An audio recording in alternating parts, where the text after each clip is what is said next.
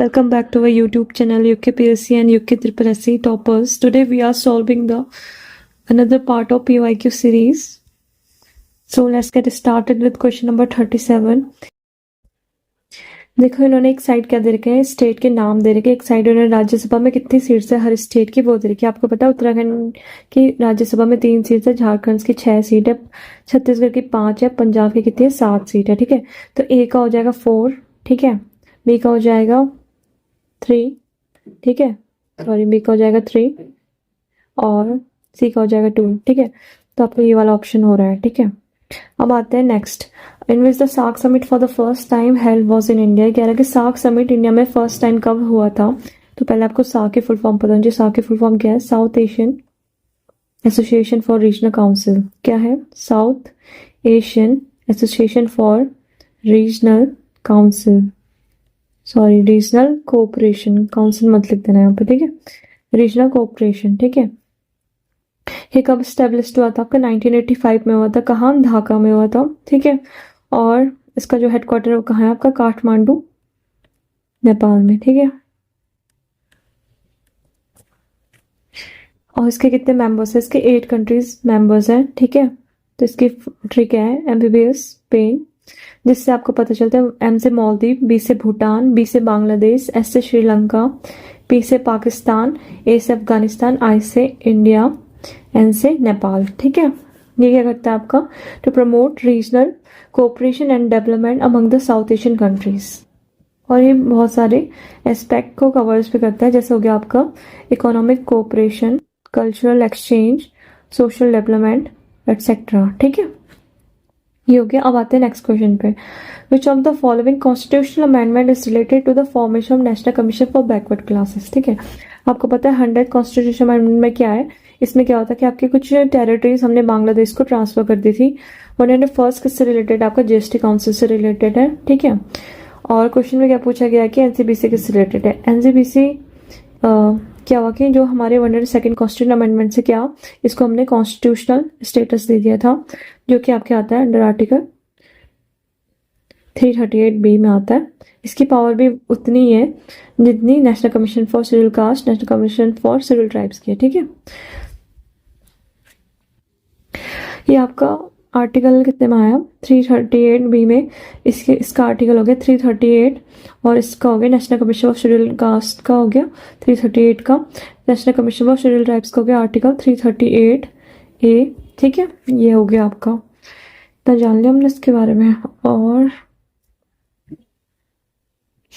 और इसकी कंपोजिशन क्या क्या होती है? ठीक है, इसमें एक होता है आपका चेयरपर्सन, ठीक है, एक होगा आपका चेयरपर्सन, एक होगा आपका vice chairperson plus 3 other members होते हैं। ठीक है, जो कि आपको कौन अपॉइंट करता है? ये आपका प्रेसिडेंट अपॉइंट करता है। ठीक है, ये हो गया। अब आते हैं आपका नेक्स्ट क्वेश्चन पे। नेक्स्ट क्वेश्चन से पहले हम थोड़ा जीएसटी के बारे में पढ़ लेते हैं, क्योंकि ये करंट में रहा था। ठीक है,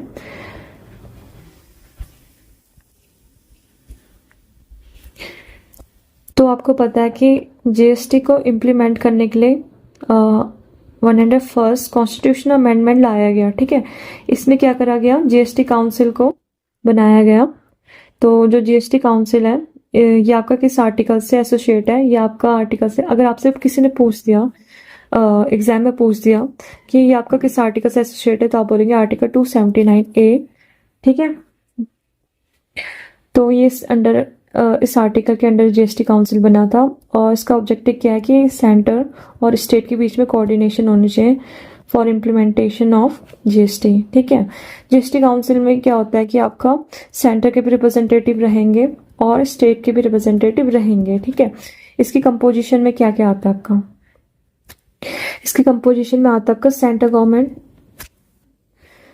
गवर्नमेंट का फाइनेंस मिनिस्टर आएगा, प्लस यूनियन का एक और रिप्रेजेंटेटिव आएगा। ठीक है, जो कि ministry of state finance minister होगा। ठीक है, और हर एक स्टेट का क्या होगा? आपका रिप्रेजेंटेटिव होगा।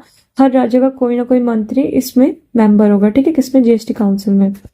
और स्टेट क्या करेगा? नॉमिनेट करेगा फाइनेंस मिनिस्टर को जीएसटी मेंबर बनने के लिए, और any other minister which is related to taxation वो भी होगा, और कोई भी मिनिस्टर होगा। ठीक है, जो इनसे ही रिलेटेड होगा।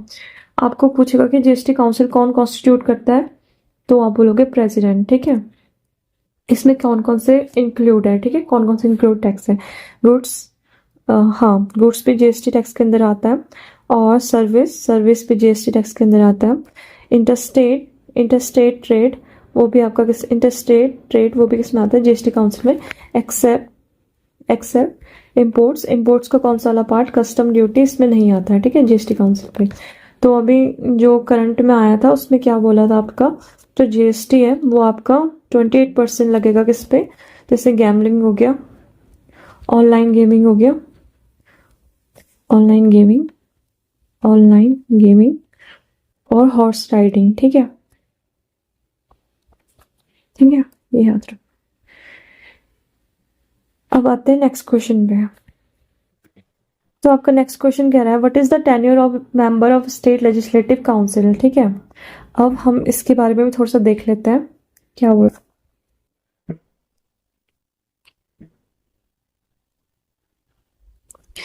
तो आपको पता है जो स्टेट लेजिस्लेचर, ठीक है, क्या स्टेट लेजिस्लेचर, इसमें क्या होता है कि आपकी दो चीजें आती है, एक क्या आती है आपके स्टेट लेजिस्लेटिव असेंबली, दूसरा क्या आता है आपका स्टेट लेजिस्लेटिव काउंसिल, ठीक है। इसी को क्या कहते हैं, विधानसभा, ठीक है, और इसको क्या कहते हैं, स्टेट लेजिस्लेटिव काउंसिल को विधान परिषद, ठीक है। हमें पता है ये आपके किस आर्टिकल के अंदर आता है, आर्टिकल 170 के और आर्टिकल 171 के अंदर स्टेट लेजिस्लेटिव काउंसिल आता है, ठीक है। जो स्टेट लेजिस्लेटिव काउंसिल होता है, ठीक है, ये किसको फॉलो करता है, सिंगल हाउस को फॉलो करता है, ठीक है, जिसको हम क्या कहते हैं, यूनिकैमरल, ठीक है, यूनिकैमरल कहता है, ठीक है। और ये किसको फॉलो करता है, स्टेट लेजिस्लेटिव काउंसिल, ये डबल हाउस को फॉलो करता है, ठीक है, इसको हम क्या कहते हैं, बाई कैमरल, ठीक है। अब क्या होता है आपका जो स्टेट लेजिस्लेटिव असेंबली होता है ना, ये आपका हर स्टेट में प्रेजेंट होता है, ठीक है।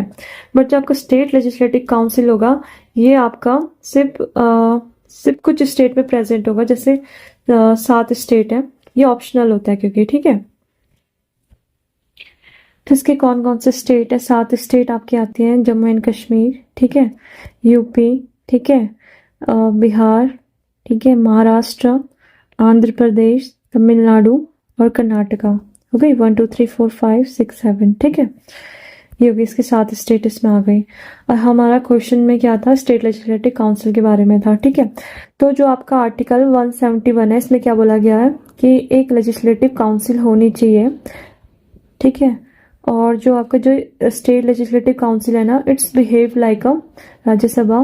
तो इसमें क्या होता है आपका, इसका हर दूसरे साल 1/3 मेंबर क्या होते हैं, रिटायर होते हैं, ठीक है। ये एक परमानेंट हाउस है और इसका जो हर मेंबर का जो टेन्योर है ना, हर मेंबर का जो टेन्योर है वो कितना है, 6 ईयर्स, ठीक है। और इसके कंपोजिशन आते हैं, अब इसके कंपोजिशन पे आते हैं, ठीक है। तो जिसका 1/3 है, 1/3 are elected by local bodies. Local bodies में आपके क्या क्या आ सकते हैं, एक हो गया पंचायत, ठीक है, एक हो गया आपका म्युनिसिपैलिटी। तो आपकी पंचायत में क्या क्या आएंगे, पंचायत में आएगा आपका ग्राम पंचायत, पंचायती समिति और क्या होता है, डिस्ट्रिक्ट काउंसिल, ठीक है, ये चीजें आ जाती है इसकी आपकी। फिर आता है 1/3 are elected by member of legislative assembly, ठीक है। तो जो 1/3 है वो कौन इलेक्ट करेगा, आपका लेजिस्लेटिव असेंबली इलेक्ट करेगा, किनको, जो उसके इस लेजिस्लेटिव असेंबली के मेंबर्स नहीं है, ठीक है। फिर आते हैं 1/12 are elected by teachers who had spend at least 3 years, ठीक है, ये हो गया टीचर्स। फिर आता है 1/12 आर इलेक्टेड बाय ग्रेजुएट्स। फिर आता है 5/6 आर इनडायरेक्टली इलेक्टेड, ठीक है। फिर आता है 1/6 are nominated by governor, 1/6 are nominated by governor. तो इससे हमें क्या पता चलता है कि रिप्रेजेंट कर रहा है, क्या रिप्रेजेंट कर रहा है, डाइवर्स सेक्शन ऑफ सोसाइटी, ठीक है। अब इसकी क्वालिफिकेशन आती है, क्वालिफिकेशन आपकी क्या हो सकती है, तो इसकी क्वालिफिकेशन क्या है, ठीक है, इसकी क्वालिफिकेशन है आपकी, आपको पता है जो स्टेट लेजिस्लेटिव असेंबली है उसकी क्वालिफिकेशन आपकी लोकसभा की तरह है, जो स्टेट लेजिस्लेटिव काउंसिल है उसकी किसकी तरह है, राज्यसभा की तरह है इसकी क्वालिफिकेशन। यानी कि जो जो आपका स्टेट लेजिस्लेटिव असेंबली है, पहले तो आपको सिटीजन ऑफ इंडिया होना चाहिए। क्या होना चाहिए? सिटीजन ऑफ इंडिया होना चाहिए। ये तो दोनों में सिटीजन ऑफ इंडिया, ठीक है। स्टेट लेजिस्लेटिव काउंसिल में भी है, ठीक है। और जो इसकी एज होगी, स्टेट लेजिस्लेटिव असेंबली में जो एज है 25 ईयर दी है, और मिनिमम 25 ईयर्स होनी चाहिए। और जो स्टेट लेजिस्लेटिव काउंसिल है उसमें मिनिमम 30 ईयर्स होने चाहिए। और इसमें क्या है, जो ओथ होगा, ओथ कौन दिलाएगा इनको? इनको ओथ दिलाएगा गवर्नर, ठीक है। ये हो गया। और अब आपको एक और चीज पता होनी चाहिए कि सीट वैकेट कैसे होती है, ठीक है। Vacation of seats. तो अगर ये डिस्क्वालीफाई हो गए, ठीक है, तब इनकी सीट्स क्या हो जाएगी? वैकेट हो जाएगी। या अगर इन्होंने डबल मेंबरशिप रखी हो, ठीक है। कैसे डबल मेंबरशिप? ये स्टेट लेजिस्लेटिव असेंबली में भी है और आपके स्टेट लेजिस्लेटिव काउंसिल में भी। अगर इनमें दोनों की मेंबरशिप है इनके पास, तो भी क्या हो जाएगी? वैकेट हो जाएगी सीट्स। अगर इलेक्शन लड़ा, ठीक है, चुनाव लड़ा और इनकी वॉइड करा दी, क्या सीट को वॉइड करा दी तब भी, या रेजिग्नेशन दिया इन्होंने तब भी इनकी सीट वैकेट हो जाएगी। या elected to the office like president office and the vice president office, तो भी इनकी सीट क्या हो जाएगी? वैकेट हो जाएगी, ठीक है। तो हमें इसका आंसर मिल गया था। हर एक मेंबर्स का कितना टेन्योर होता है स्टेट लेजिस्लेटिव काउंसिल में? 6 ईयर। और हर एक दूसरे साल में क्या करते हैं? 1/3 मेंबर क्या होते हैं इसके? रिटायर होते हैं, ठीक है। तो नेक्स्ट क्वेश्चन क्या कह रहा है आपका? Who was the prime minister of India when the basic principle of India's nuclear doctrine of no first use was adopted? इसका आंसर है अटल बिहारी वाजपेयी, ठीक है। और नेक्स्ट क्वेश्चन कह रहा है in which the following dates civil service days celebrated in India? तो इसका आंसर है अप्रैल 21। तो थोड़ा बहुत इसके बारे में भी देख लेते हैं। आपको पता है इंडियन सिविल सर्विस कौन लेके आया था? तो आपको पता है कि जो इंडियन सिविल सर्विस है हमारे इंडिया में कौन लेके आया था? आपका लॉर्ड कॉर्नवालिस लेके आया था, ठीक है। जिसका नाम चार्ल्स कॉर्नवालिस भी है, ठीक है। तो ये आपके किस एक्ट के थ्रू लाया था? ये भी आपसे पूछ सकते थे। तो आप पूछ सकते चार्टर एक्ट ऑफ 1853, ठीक है। ठीक है, ये हो गया आपका इनका आपका फर्स्ट इंडियन सिविल सर्वेंट कौन था आपका? ये था आपका सत्येंद्र नाथ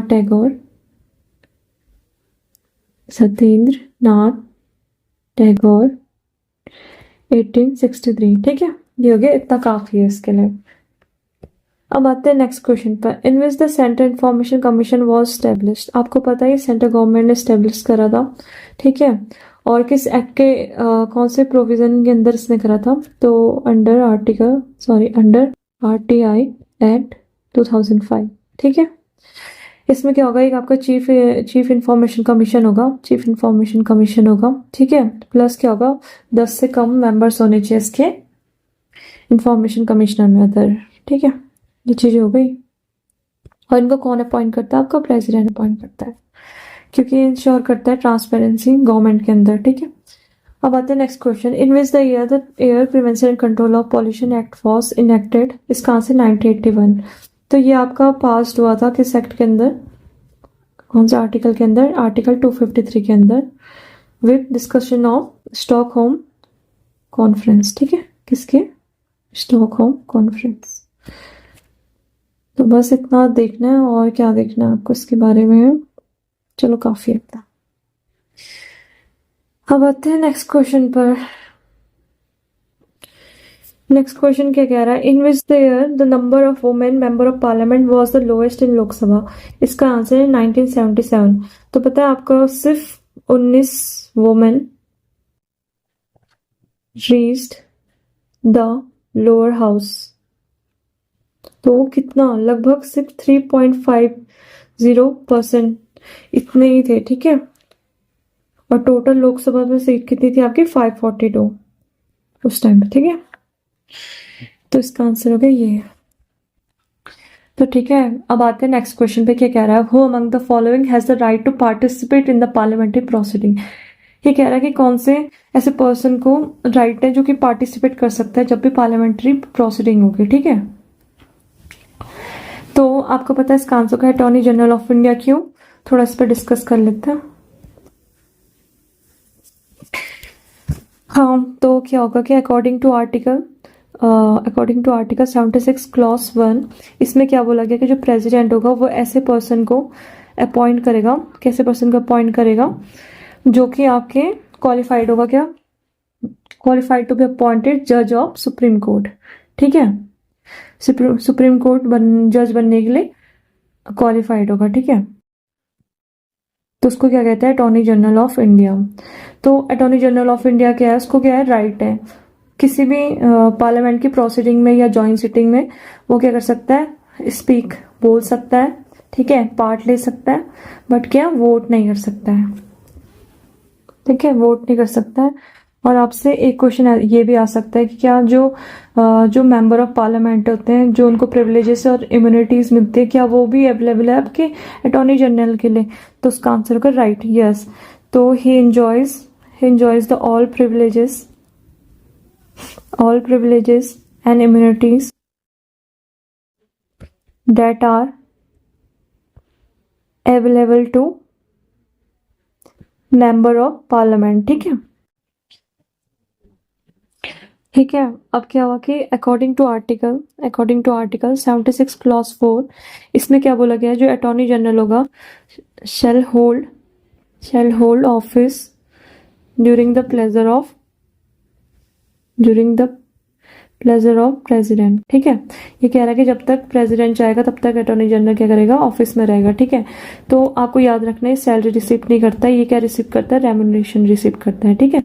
ये करता है रेम्युनरेशन रिसीव करता है, जो कि आपके कौन डिटरमाइन करता है, वो भी प्रेसिडेंट डिटरमाइन करता है। सो ही, और जो अटॉर्नी जनरल होता है, he can be removed by president at any time, ठीक है। ये हो गया।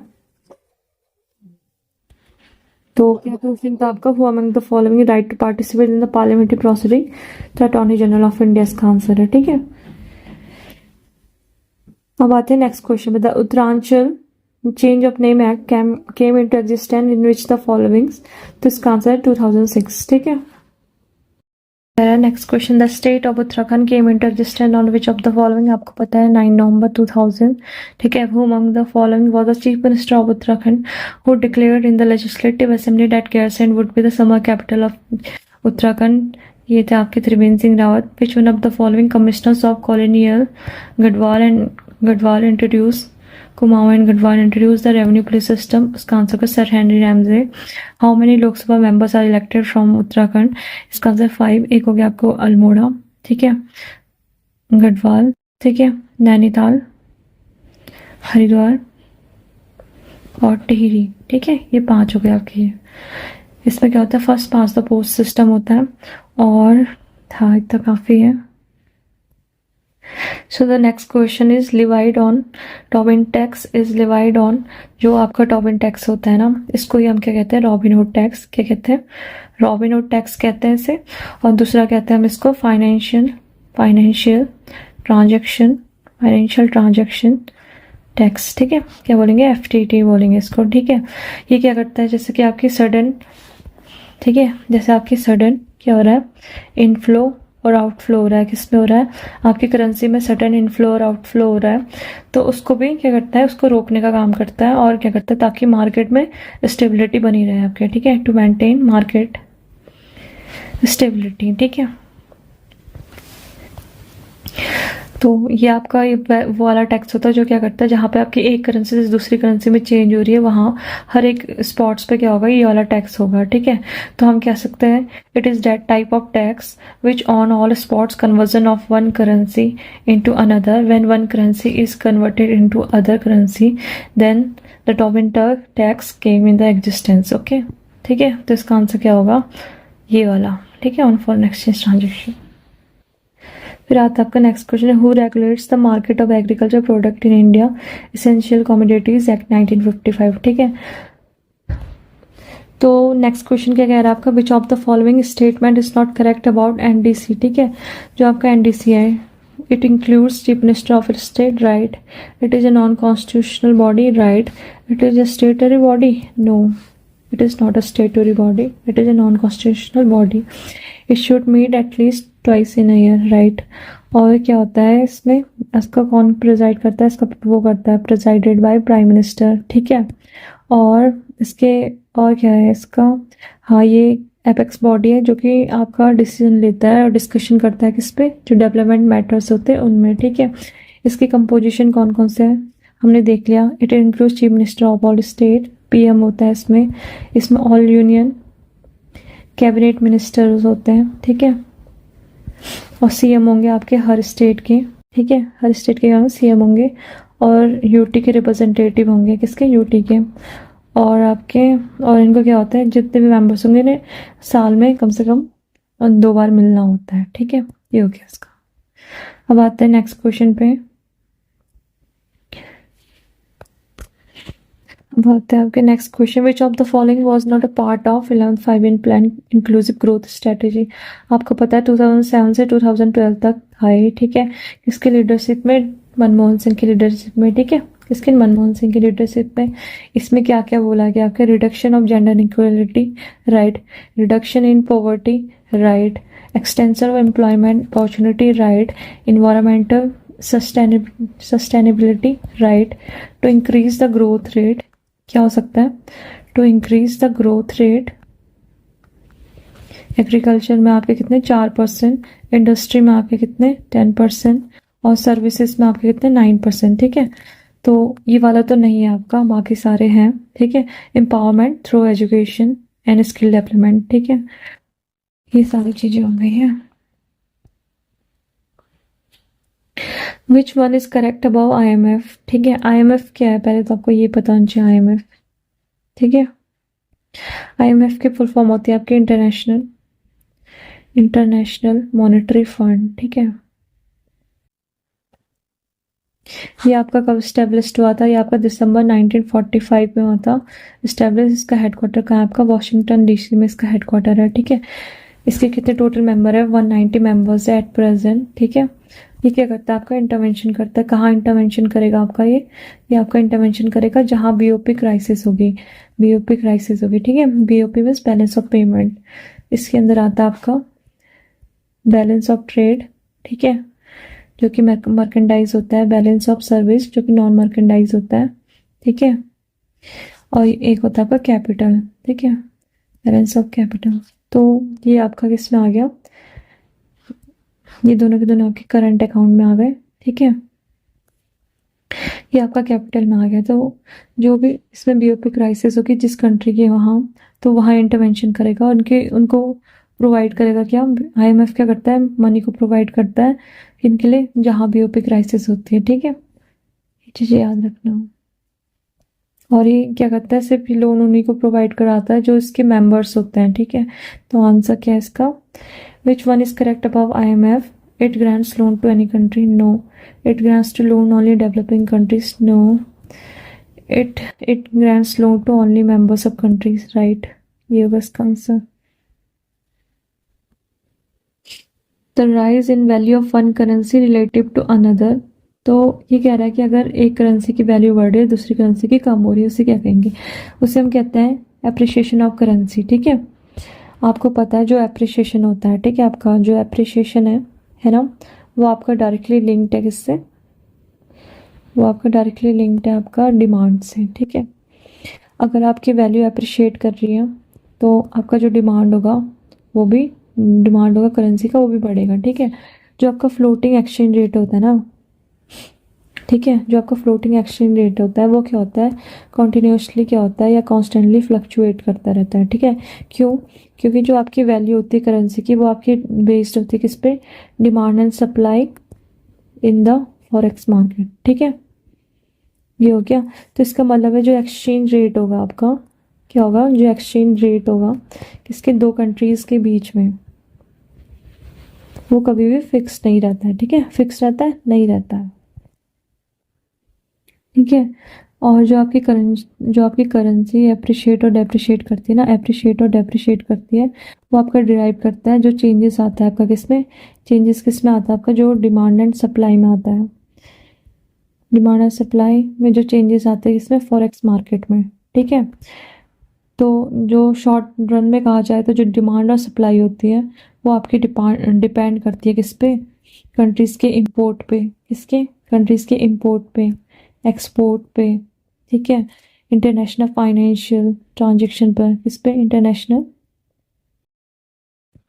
फाइनेंशियल ट्रांजैक्शन पर, ठीक है। लॉन्ग रन में देखा जाए तो जो करेंसी अप्रिशिएट और डेप्रिशिएट करती है, ठीक है, in long run currency appreciate and depreciate are determined by inflation rate, ठीक है, किससे, इन्फ्लेशन रेट से और इकोनॉमिक ग्रेविटी कंट्री से, ठीक है।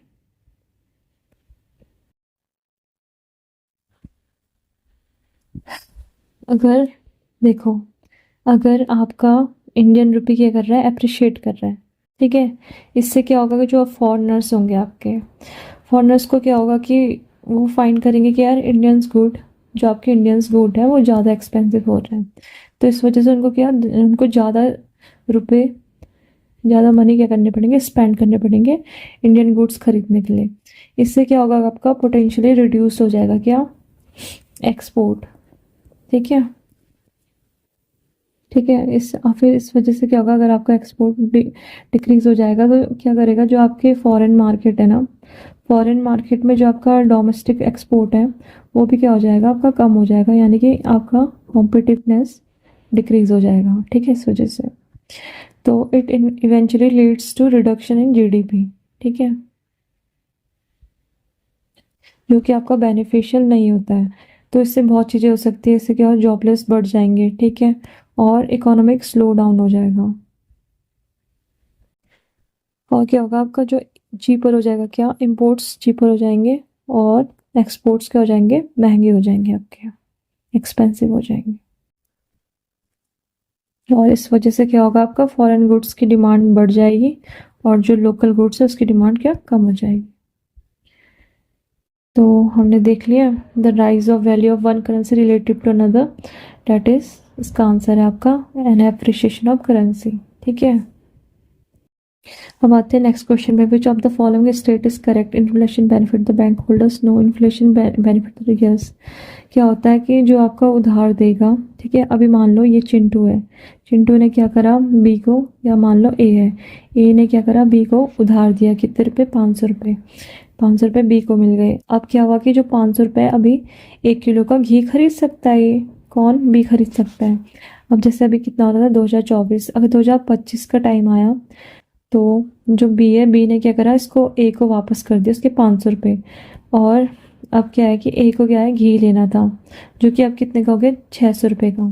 तो आप देख रहे हो ना डिफरेंस कितना है, 100 रुपये का डिफरेंस है। तो इससे क्या हुआ, जो आपका उधार ले रहा है उसको क्या हो रहा है, जो उधार ले रहा है उसको फ़ायदा हो रहा है, जो उधार दे रहा है उसको नुकसान हो रहा है, ठीक है। फिर आता है नेक्स्ट क्वेश्चन पे। नेक्स्ट क्वेश्चन कह रहा है आपका, which of the following changes have taken place in the Indian economy after economic reforms in 1991, ठीक है। Share of agriculture in GDP has increase enormously, not. FDI inflows have increase, right. Foreign exchange reserve has increase, ठीक है, तो इसका answer B and C. Sweat equity shares are issued to which of the following, sweat equity shares, ये पता क्या आपके, एक it is that kind of share, जैसे शेयर है जो ना, ये कंपनी क्या करती है, कंपनी अपने एम्प्लॉयज़ या डायरेक्टर या फाउंडर को क्या करती है, इशू कराती है, ठीक है। ये क्या होता है, अदर देन कैश होता है। इसमें क्या होता है कि जैसे जो आपके एम्प्लॉयज़ या डायरेक्टर फाउंडर होते हैं, उनकी मेहनत की वजह से, उनकी अगर कंपनी ग्रो कर रही है ना, उनके इंटेलेक्चुअल प्रोस्पेक्ट से या टेक्निकल नॉलेज से या हार्डवर्क से, इंटेलिजेंस से उनकी कंपनी ग्रो कर रही है, मतलब उन्होंने उनकी कंट्रीब्यूशन को दर्शाता है, ठीक है। तो इस वजह से क्या होता है कि वो उनको शेयर इशू कराती हैं। इस वजह से क्या होता है, तो इसका मतलब है कि उनको मोटिवेट करने के लिए, उनके हार्डवर्क को पहचानने के लिए, ठीक है। तो हम कह सकते हैं it is that kind of share issued to वे एम्प्लॉयज़ ऑफ द कंपनी और डायरेक्टर फाउंडर, ठीक है, ये होगा इसका आंसर। अब आते हैं नेक्स्ट क्वेश्चन पर। National food security mission was launch to increase the production of commodities, तो इसका आंसर है all of this, wheat, rice, pulses, सब, ठीक है। What kind of tax system is found in India, progressive, ठीक है। Which of the following plan is called rolling plan, 6 plan, ठीक है। Which of the following statement is correct, NNP, GNP minus depreciation, right. अगर NDP होता तो GDP minus depreciation होता, और NNP equals to GDP plus net income abroad from abroad minus depreciation. ठीक है, तो इसका आंसर है सी। अब आते हैं नेक्स्ट क्वेश्चन पे। तो ये कह रहा है which of the following is not an example of direct investment. Which of the following is not an example of foreign direct investment. ठीक है, जो फॉरेन डायरेक्ट इन्वेस्टमेंट होती है क्या करते हैं, वो इन्वॉल्व होती है आपके किसमें, डायरेक्ट ऑनरशिप में। किसमें, डायरेक्ट ऑनरशिप में। कैसे, by investing in other countries, by investing in other countries। ठीक है, the acquisition of existing textile overseas right, the creation of wholly owned business firms is right, the purchase of bonds and stock issued by pharma companies, the construction of new steel plants। ठीक है, कि उसमें bond और stock issue हो रहे हैं और इसमें क्या हो रहा है, आपका डायरेक्ट ऑनरशिप नहीं हो रहा है। ठीक है, हो रहा है कि डायरेक्ट ऑनरशिप नहीं हो रहा है, तो ये वाला नहीं होगा आपका। ठीक है, The World Trade Organization sometimes criticized for all of the following reason except that। पहले तो आपको पता चाहिए वर्ल्ड ट्रेड ऑर्गेनाइजेशन के बारे में। सबसे पहले ये क्या था आपका, सबसे पहले आपका ये बना था इंटरनेशनल ट्रेड ऑर्गेनाइजेशन कब, 1945 में। ठीक है, but it could not pass due to America opposition. ठीक है, तो later is set up as GATT in 1948, then it transformed into WTO 1995। ठीक है, ये क्या करता है आपका, प्रमोट करता है ट्रेड को, दो कंट्रीज के बीच में, डिफरेंट कंट्रीज के बीच में जो ट्रेड होती है उसको क्या करता है, प्रमोट करता है। अगर कोई डिस्प्यूट आ जाता है तो उसको भी क्या करता है, सॉल्व करता है। ठीक है, WTO आपका। तो कह रहा है it has no way to solve trade dispute among the members, it is a puppet of multinational corporation right, it reduces the sovereignty of members right, it favours free trade over the quality of products. ये puppet of multinational corporation क्यों बोलते हैं, क्योंकि जो multinational corporation का interest होता है उसी बेस पे सर्व करता है। ठीक है, it has no way to solve trade dispute among member nation, गलत। ठीक है, आपको पता है if primary deficit is zero then the amount of borrowing will be. तो ये कह रहा है अगर प्राइमरी डेफिसिट जीरो हो जाएगा तो अमाउंट ऑफ बोरिंग, गवर्नमेंट को कितना बोरो करना पड़ेगा खर्चा चलाने के लिए। ठीक है, तो इसका देखते हैं आपका पहले। तो हमें पता है जो प्राइमरी डेफिसिट होता है आपका क्या होता है, physical deficit minus interest payment. Example अगर का फिजिकल डेफिसिट कितना है, 100 है। ठीक है, फिजिकल डेफिसिट आपका 100 है, इंटरेस्ट पेमेंट आपका 10 है, तो आपका कितना हो जाएगा, प्राइमरी डेफिसिट आएगा आपका 90। ठीक है, अगर आपका प्राइमरी डेफिसिट, आपका फिजिकल डेफिसिट आपका 100 है और आपके इंटरेस्ट पेमेंट को बढ़ा दें, कितना कर दे, 30 कर लेते हैं। ठीक है, तो इसका कितना हो जाएगा, 70। तो ये क्या कर रहा है, कह सकते हैं कि हमें इंटरेस्ट पेमेंट बता रहा है कि कितना इंटरेस्ट पेमेंट हमें करना है। ठीक है, और ऑप्शन क्वेश्चन में क्या था कि आपका अगर प्राइमरी डेफिसिट को ज़ीरो कर दें तो क्या हो जाएगा, तो इसका फॉर्मूला था fiscal deficit to fiscal deficit minus interest payment. तो इसको जीरो कर दो, FT माइनस FP, यानी कि FT equals to FP IP interest payment. तो यानी कि इसका आंसर क्या है, then the amount of borrowing will be just equal to interest payment. ठीक है, कैसे,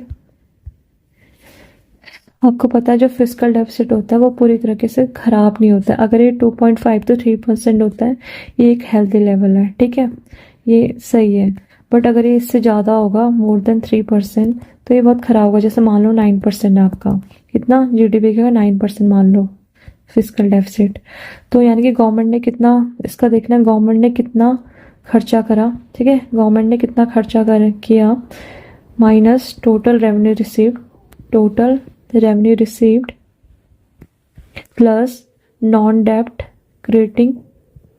क्रिएटिंग रिसीव्ड। ठीक है, इन सबको मिलाने के बाद भी कितना उधार लेना पड़ रहा है गवर्नमेंट को, वो दिखाते थे। यानी कि इतना था, यहाँ पे 9% ऑफ GDP था ना, तो गवर्नमेंट को कितना उधार लेना पड़ रहा है, ये चीज़ दिखाता है। ठीक है, इस वजह से बहुत चीज़ें होती है, जैसे आप क्राउडिंग आउट होता है और इन्फ्लेशन होता है, हाइपर इन्फ्लेशन टाइप चीज़ें होती हैं। ठीक है, बहुत सारी चीज़ें। ये हो गया। Gender inequality index was introduce in which in human development report. The World Trade Organization is sometimes criticized for all of the following reason accepted. आपको पता है जो WTO है सबसे पहले क्या था आपका इंटरनेशनल ट्रेड ऑर्गेनाइजेशन, ठीक है। सबसे पहले इंटरनेशनल ट्रेड ऑर्गेनाइजेशन था जो कि आपका 1945 में सेटअप हुआ था, ठीक है। But it could not pass because of America opposition, ठीक है। Later it set up as GATT in 1948. Then it transformed into WTO. WTO कब 1995 में, ठीक है।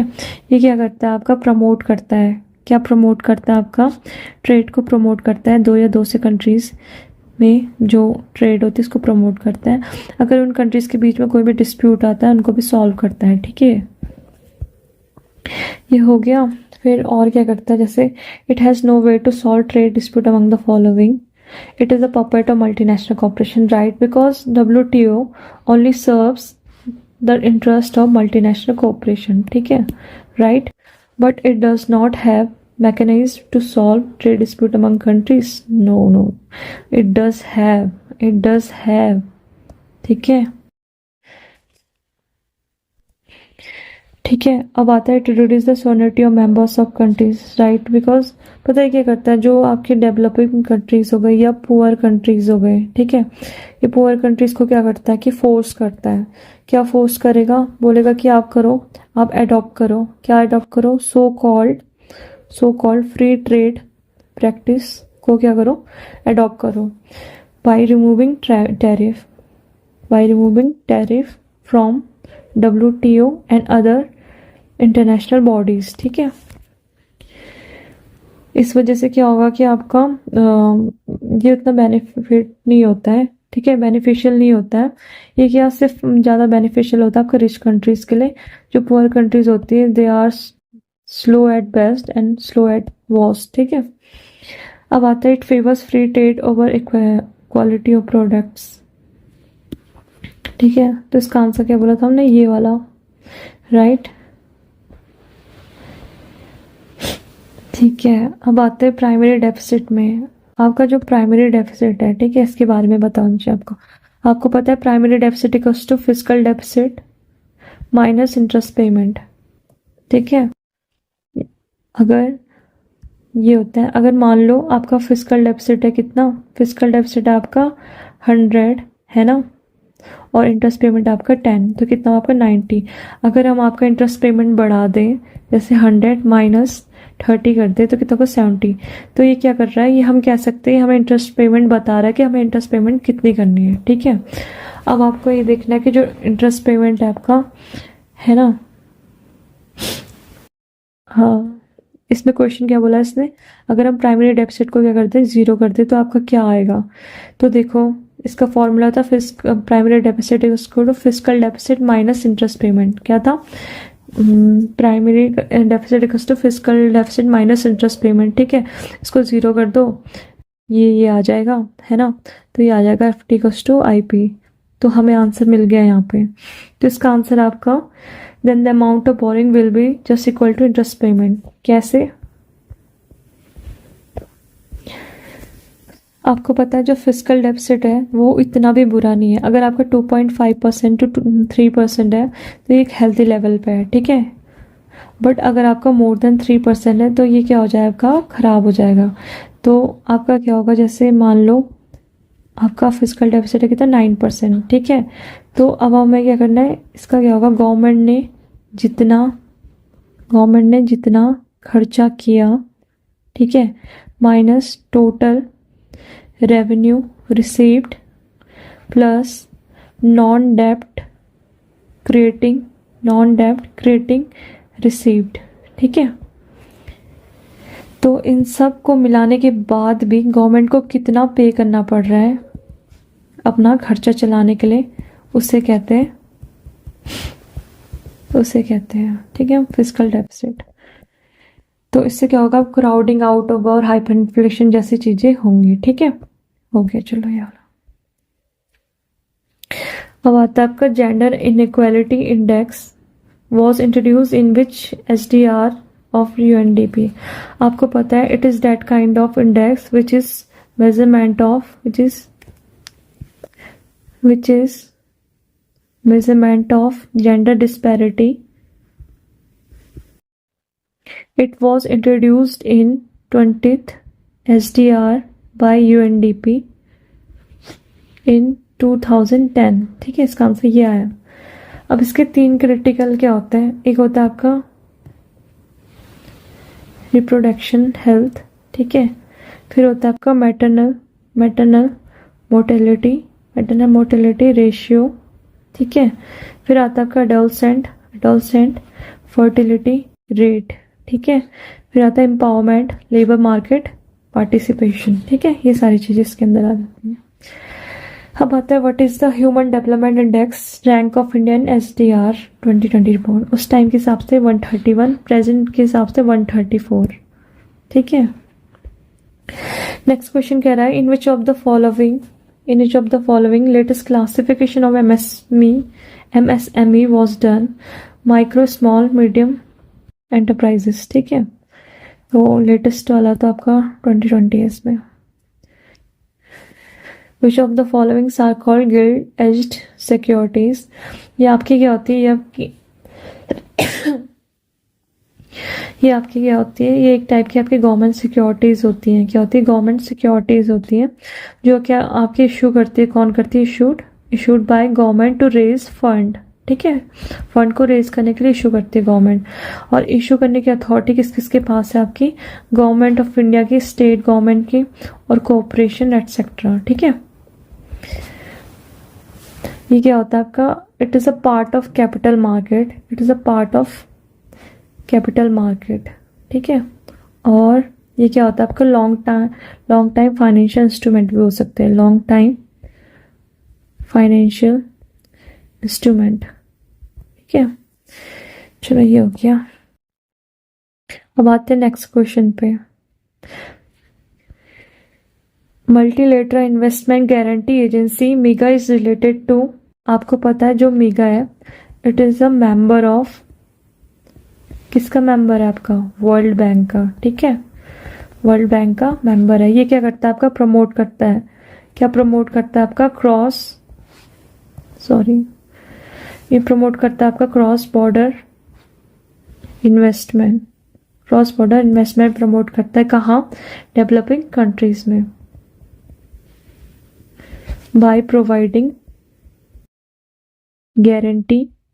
किसको करता है, गारंटी किसको देता है, आपका इन्वेस्टर्स और लैंडर्स को। ठीक है, आपका जो वर्ल्ड बैंक है ना, जो आपका वर्ल्ड बैंक है इज कंपोज्ड ऑफ 5 ग्रुप। एक तो हो गया आपका IBRD, एक हो गया मीगा, ठीक है, 2 तो इसमें दे रखे IFC और IDA, और एक हो गया ICSID। ठीक है, ये हो गया आपके।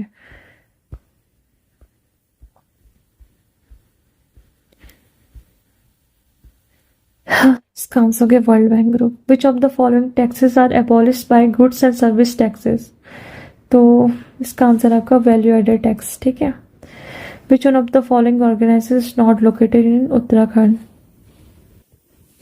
आपका ये नहीं है उत्तराखंड में, ये कहाँ है, इसका हेडक्वार्टर आपका बेंगलुरु में। ठीक है, नेक्स्ट क्वेश्चन आता है आपका in which year VAT was introduce in Uttarakhand, value added tax. तो इसका आंसर आपका क्या होगा, इसका आंसर आपका 2005। ठीक है, in how many hill district of Uttarakhand tea development programme was carried out during the year 2021। तो आपका इसका आंसर है 9। कौन कौन से, तो इसका आंसर आपका याद रखो कुमाऊं में बैंसीपी याद रखना, बैंसीपी, और गढ़वाल में क्या याद रखना आपने, पार्ट C।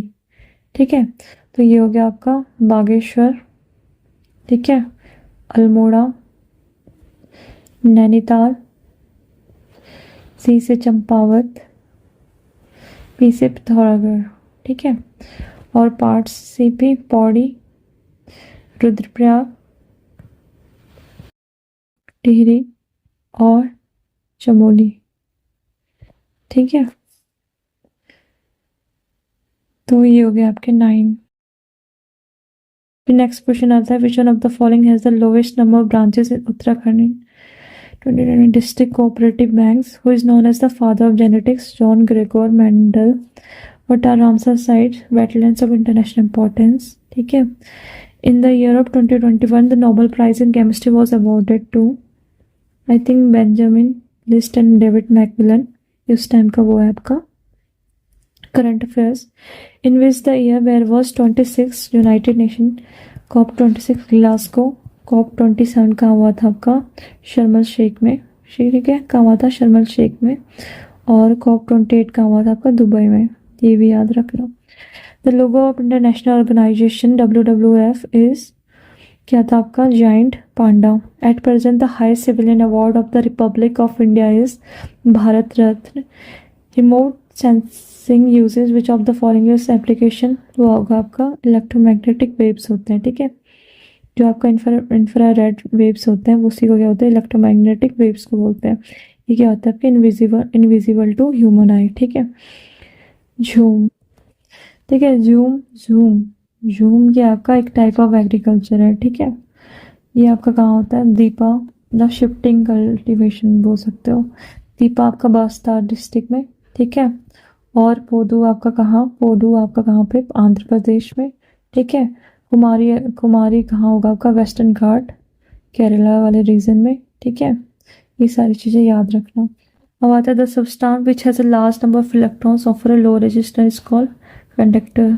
ठीक है, नेक्स्ट क्वेश्चन आता है आपका, light travels at maximum speed in vacuum, which among the following animal is called plougher of the soil?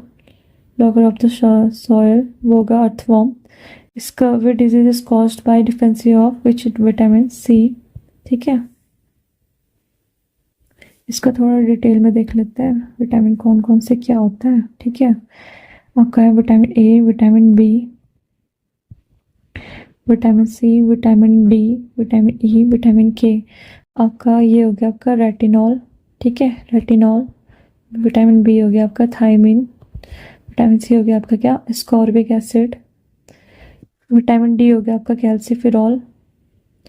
Vitamin E होगा आपका टोकोफेरॉल। और विटामिन के होगा आपका फाइलोक्विनोन। ठीक है,